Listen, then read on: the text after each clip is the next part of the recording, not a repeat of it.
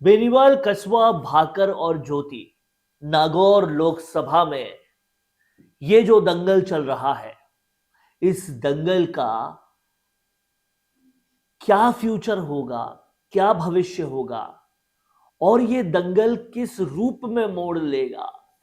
क्या हनुमान बेनीवाल और राहुल कस्बा की मीटिंग ये पूरी तरह से संदेश देती है कि अब बेनीवाल कांग्रेस में आने वाले हैं, या फिर बेनीवाल कांग्रेस में नहीं आते तो कांग्रेस अपने प्लान भाकर के साथ ही जाएगी, क्योंकि सचिन पायलट की टीम पूरी तरह से लोकसभा में अब कहीं ना कहीं बहुत ज्यादा सक्रिय हो गई है और इशारे आला कमान के ये लग रहे हैं पूरी तरह से कि सचिन पायलट को अब फ्री हैंड शक्तियां दे दी गई है।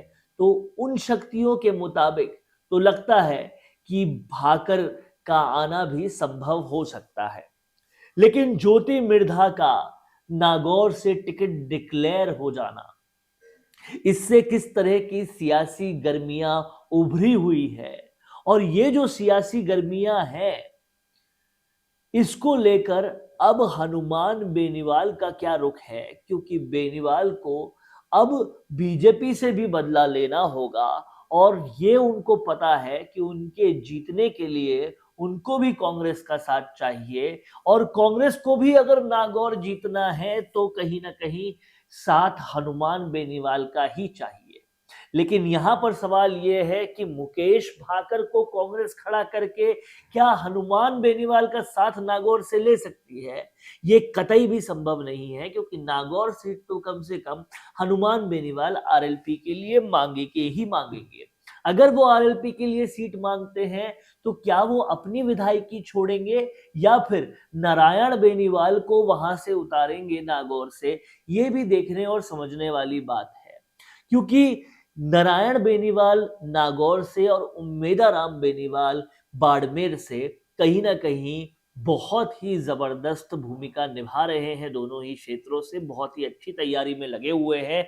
तो क्या हनुमान बेनीवाल कांग्रेस से इन दोनों सीटों पर गठबंधन करेंगे या कुछ और भी सीटों पर गठबंधन करेंगे? ये समझने वाली बात होगी, क्योंकि बिना गठबंधन के हनुमान बेनीवाल का लोकसभा जीतना काफी मुश्किल नजर आता है। ऐसे में बदला ज्योति मिर्धा से लेना है और शक्तियां पूरी नहीं है तो कांग्रेस से किसी न किसी तरीके से तो गठबंधन करना होगा। ऐसे में हनुमान बेनीवाल मिलते हैं राहुल कस्वा से उनके दिल्ली स्थित बंगलों में, और ये मुलाकात को काफी सियासी तौर पे देखा जा रहा है, क्योंकि राहुल कस्वा राठौड़ के जयचंद थे और राठौड़ के जयचंद मिल बनने की जो सजा उन्हें मिली है, वो सजा पूरी तरह से उनका टिकट काट के मिली है। यानी कि कहीं ना कहीं बीजेपी की आलाकमान राजेंद्र राठौड़ के साथ थी और राहुल कस्बा का टिकट काट दिया गया। राहुल कस्बा की जगह टिकट दिया है एक दिव्यांग खिलाड़ी को, जो कहीं ना कहीं देश का नाम रोशन करके आए थे अपने खेलकूद में, देवेंद्र झांझड़िया को।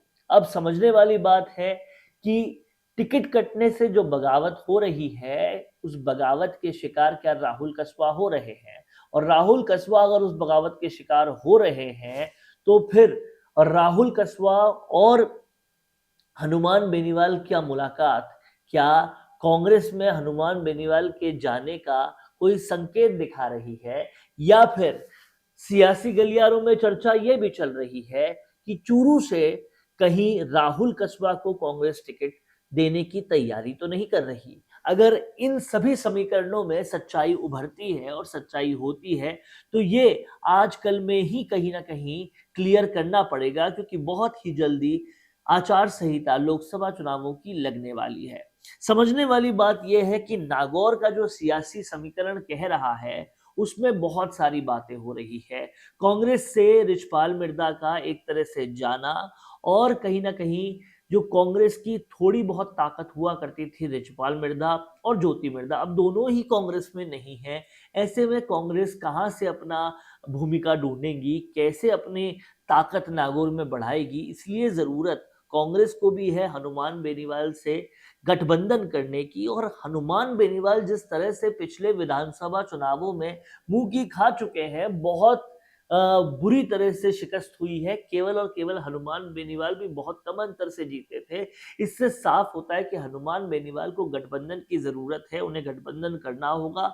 छोटी पार्टियों से गठबंधन करके हार का सामना वो पिछले विधानसभा चुनाव में कर चुके हैं, तो उससे अब फायदा है नहीं। और इसीलिए ये सारे समीकरण अगर मिलाएं, इन सारे डॉट्स को अगर देखें, तो हनुमान बेनीवाल के पास कांग्रेस से गठबंधन करने के अलावा और कोई चारा नहीं है। और अब वो बागियों से जो मुलाकात कर रहे हैं, राहुल कसवा से जो उन्होंने मुलाकात की, इससे ये भी साफ होता है कि कहीं ना कहीं कांग्रेस में हनुमान बेनीवाल का आना हो सकता है, राहुल कसवा भी कांग्रेस में आ सकते हैं और किसी बड़ी तरीके से लोकसभा का बिगुल बजा सकते हैं। अब समझने वाली बात यह है कि ज्योति मिर्धा के पास शक्ति है नरेंद्र मोदी के चेहरे की, और इस शक्ति से अगर वो नागौर लोकसभा जीत जाती है, तो फिर ज्योति मिर्धा कहीं ना कहीं हनुमान बेनीवाल की अपनी बनाई हुई किले को भेद देगी।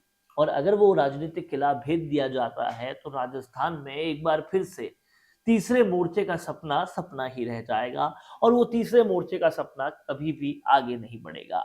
नागौर की ये सियासत बहुत कुछ कहती है, क्योंकि नागौर की ये सियासत जो है वो कहीं ना कहीं राजस्थान में जाट सियासत का एक नींव कही जाती है। अब वो नींव किस तरह से बनती है, बिगड़ती है, ये देखने वाली बात होगी। क्या सोचना है आपका, क्या कहना है आपका, ये आप हमें कमेंट बॉक्स पे बताते रहिएगा।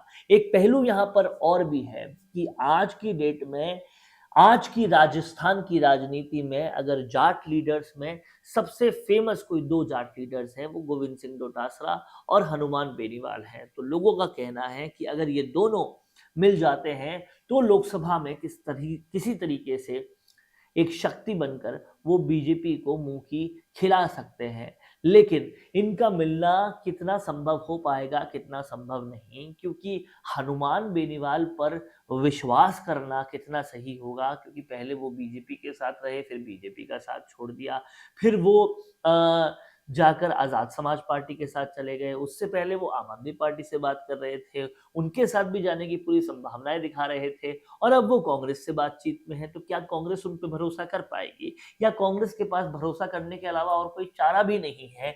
ये सारे समीकरण बहुत कुछ कहते हैं। आपको क्या लगता है इसके बारे में, आप हमें कॉमेंट करके बताएं। और किस तरीके से प्रधानमंत्री मोदी की जो ये टीम उम्मीदवारों के सामने आई है, उसको भेद पाएगी कांग्रेस, इस पर आपकी क्या राय है, कमेंट जरूर कीजिए। देखते रहिए राजस्थान संवाद। नमस्कार। तो अगर आप भी इंट्राडे ट्रेडिंग के शिखर पर पहुंचना चाहते हैं, तो शुरुआत करें सही गाइडेंस के साथ, और इसके लिए ऑप्शन ट्रेडिंग सिग्नल आपका साथी बन सकता है। So don't hesitate, join option trading signal Telegram channel now, जिसकी जानकारी आपको वीडियो के डिस्क्रिप्शन में शो हो जाएगी।